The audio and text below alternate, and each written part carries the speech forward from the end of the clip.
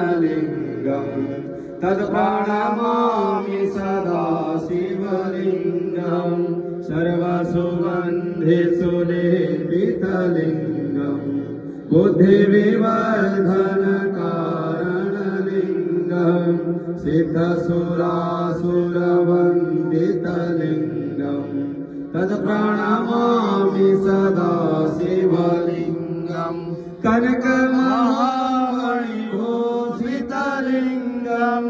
फणिपतिवेष्टितशोभितलिङ्गम्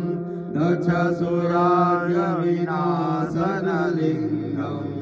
तत्प्रणमामि सदा शिवलिङ्गम्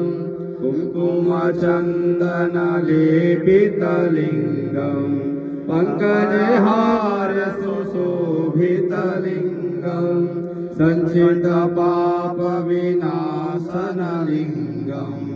तत्प्रणमामि सदा शिवलिङ्गम् देवगणार्चितसेवितलिङ्गम्